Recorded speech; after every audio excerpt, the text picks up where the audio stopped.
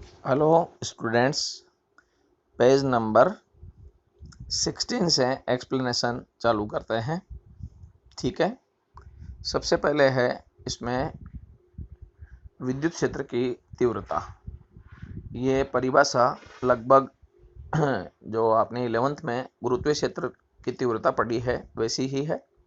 परिभाषा यह है कि किसी आवेश के विद्युत क्षेत्र में प्रति एकांक परीक्षण धनावेश पर लगने वाले बल तथा लगने वाला बल विद्युत क्षेत्र की तीव्रता कहलाता है। तो प्रति एकांक आवेश पर लगने वाला बल विद्युत क्षेत्र की तीव्रता के बराबर होता है।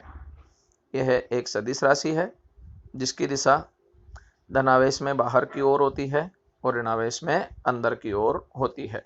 अब हमेशा याद रखिएगा, धनावेश में बाहर का मतलब है सब तरफ बाहर और ऋणावेश में अंदर का मतलब है सब तरफ से अंदर की ओर होती है।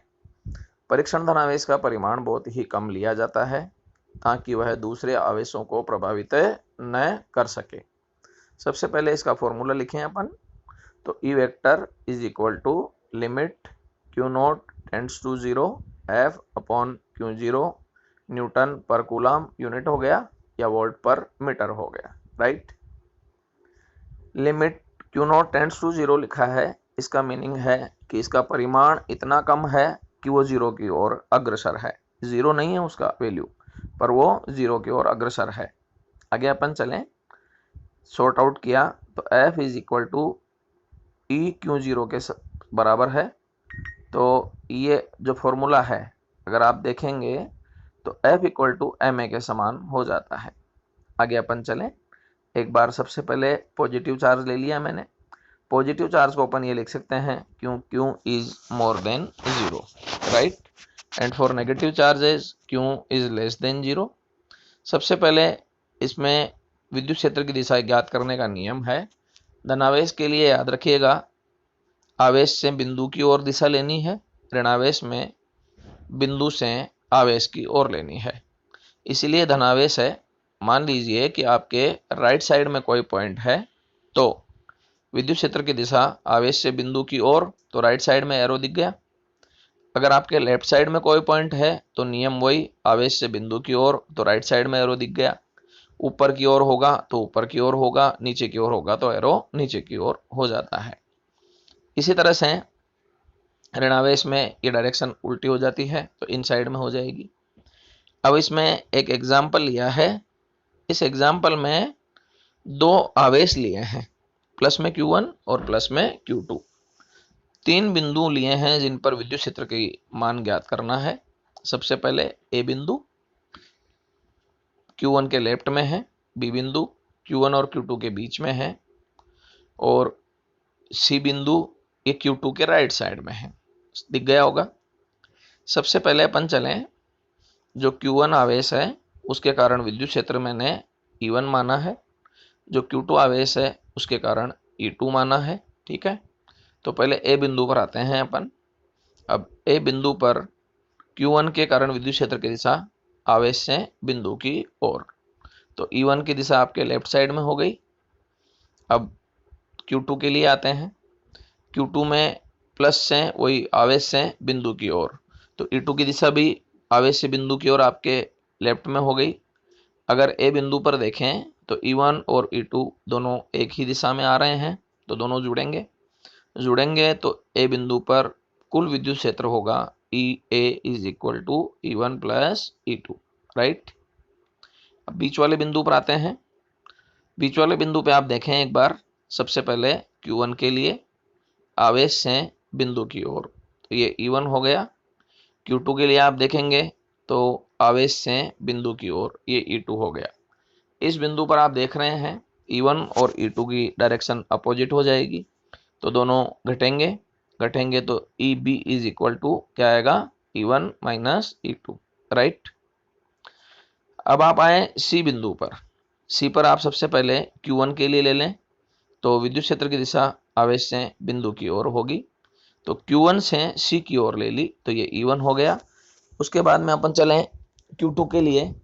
इसके लिए भी विद्युत क्षेत्र की दिशा आवेश से बिंदु की ओर होगी तो ये भी आपके राइट साइड में हो जाएगी। E1 और E2 दोनों ही आपके राइट साइड में हैं, तो दोनों ऐड होंगे। EC इज इक्वल टू कितना होगा, E1 प्लस E2।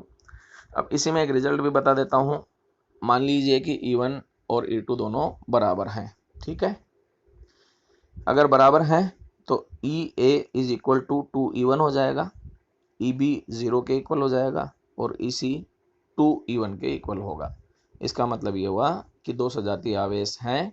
सजातीय का मतलब दोनों पॉजिटिव चार्ज या दोनों नेगेटिव चार्ज, तो उनके बीच में कोई एक बिंदु ऐसा प्राप्त होगा जहां पर परिणामी विद्युत क्षेत्र किसके बराबर होगा, 0 के बराबर होगा। क्लियर। अब आगे इसी का दूसरा एग्जाम्पल लिया है। एक धनावेश है, दूसरा ऋणावेश है।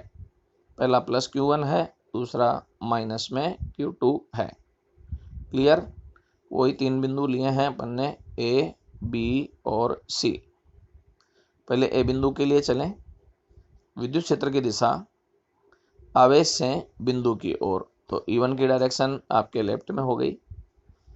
फिर माइनस Q2 के लिए विद्युत क्षेत्र की दिशा बिंदु से आवेश की ओर हो गई, तो A बिंदु से एरो खींचिए, Q2 की तरफ चला गया।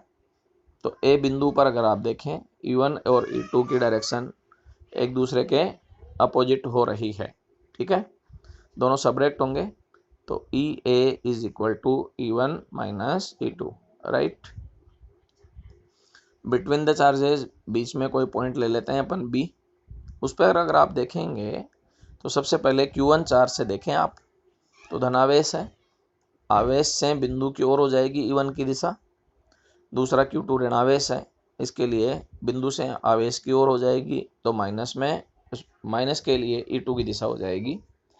B बिंदु के लिए अगर आप ध्यान से देखें तो E1 और E2 दोनों एक ही दिशा में होंगे, तो जुड़ जाते हैं, तो EB is equal to E1 plus E2 हो जाएगा, राइट। आगे अपन C बिंदु के लिए चलें। C बिंदु के लिए अगर आप देखेंगे तो सबसे पहले प्लस Q1 ले लेते हैं। विद्युत क्षेत्र की दिशा आवेश से बिंदु की ओर, तो E1 की दिशा राइट साइड में हो गई। अब आ जाते हैं Q2 के लिए। Q2 माइनस में है, तो दिशा बिंदु से आवेश की ओर होगी, तो E2 की डायरेक्शन लेफ्ट में हो गई। E1 और E2 एक दूसरे के अपोजिट डायरेक्शन में हैं, तो ये सबरेक्ट होंगे, तो नेट जो होगा E1 माइनस E2 हो जाएगा। अगर दोनों चार्जेज इक्वल होंगे तो EA और EC ये 0 के इक्वल होंगे। EB जो होगा वो 0 के इक्वल नहीं होगा, वो 2E1 होगा। इसका मतलब ये समझ में आया, अगर एक पॉजिटिव चार्ज है, एक नेगेटिव चार्ज है, तो उनके बीच में कहीं ना कहीं कोई एक बिंदु ऐसा प्राप्त हो सकता है जहां पर परिणामी विद्युत क्षेत्र किसके बराबर होगा, 0 के बराबर हो जाता है। परंतु उन आवेशों के बाहर कोई भी बिंदु ऐसा आवेशों के बाहर ही दो बिंदु प्राप्त होंगे जहां पर परिणामी विद्युत क्षेत्र किसके बराबर होगा, 0 के बराबर होगा। और आवेशों के मध्य कोई भी बिंदु ऐसा प्राप्त करना संभव नहीं है जहां पर विद्युत क्षेत्र का मान 0 हो सके। आगे पेज नंबर 17 पर आते हैं। 17 पर अगर आप देखते हैं तो सबसे पहले दोनों माइनस में लिए हैं। अब आप इसको समझ सकते हैं। पहले ए बिंदु के लिए, तो ए बिंदु के लिए वही बिंदु से आवेश की ओर, और माइनस Q2 में भी बिंदु से आवेश की ओर। E1 और E2 की दिशा दोनों में एक ही डायरेक्शन में होंगी, तो जुड़ जाएंगे, तो E1 प्लस E2। बी बिंदु के लिए अगर आप देखेंगे तो बिंदु से आवेश की ओर E1 तो लेफ्ट साइड में होगा, फिर बिंदु से आवेश की ओर माइनस में Q2 तो राइट साइड में होगा। दोनों एक दूसरे के विपरीत हो रहे हैं, तो ये घटेंगे, तो EB is equal to E1 minus E2, right. C बिंदु के लिए जैसे ए बिंदु के लिए आया है वैसा ही सी बिंदु के लिए आएगा, तो E1 प्लस E2 हो जाएगा। क्लियर। आगे अपन चलते हैं बिंदु आवेश के कारण विद्युत क्षेत्र की तीव्रता। माना कि कोई सबसे पहले बिंदु आवेश क्यों है। बिंदु आवेश का मतलब है वह आवेश जिसका परिमाण इतना कम हो कि एक बिंदु पर केंद्रित माना जा सकता है उसे बिंदु आवेश कहा जाता है। ठीक है। इससे r दूरी पर कोई परीक्षण धनावेश Q0 रखा गया है और ये P बिंदु पर रखा गया है जहां पर अपने को विद्युत क्षेत्र की गणना करनी है। तो सबसे पहले अपन चलें Q व Q0 के मध्य लगने वाला बल। तो F इज इक्वल टू के Q0 upon r square r के। विद्युत क्षेत्र की तीव्रता की परिभाषा आप जानते ही हैं, E is equal to F upon Q0। ठीक है। तो E is equal to value रखें अपन Q0 upon r square r के। Q0 को डिवाइड किया तो नीचे आ ही जाएगा, दोनों कैंसिल आउट होंगे। तो E इज इक्वल टू क्या आएगा KQ upon r square r के। E समानुपाती 1 अपॉन आर स्क्वायर, तो व्युत्क्रम वर्ग का नियम हो गया। अगर अपन ग्राफ खींचें E और R के बीच में तो ग्राफ आएगा अति परवलयाकार, देख रहे हैं आप। नेक्स्ट अपन चलें, आगे टॉपिक है आवेशों के निकाय के कारण विद्युत क्षेत्र की तीव्रता। आवेशों का निकाय आप सिस्टम जानते ही हैं।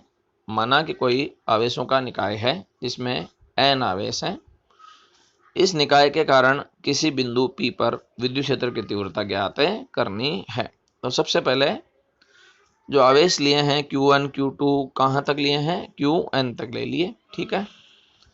इस निकाय में कोई पॉइंट P ले लिया जहां पर अपने को विद्युत क्षेत्र की गणना करनी है। ठीक है। जो आवेश हैं उनके स्थिति सदिश r1 vector r2 vector rn vector हैं। P बिंदु का स्थिति सदिश जो है rp वेक्टर है। ठीक है। P का सदिश rp वेक्टर ले लें या r0p ले लें, बात एक ही है।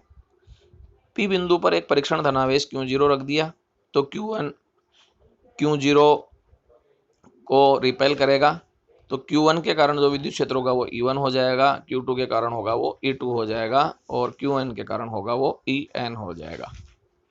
पेज नंबर आगे आप समझिए।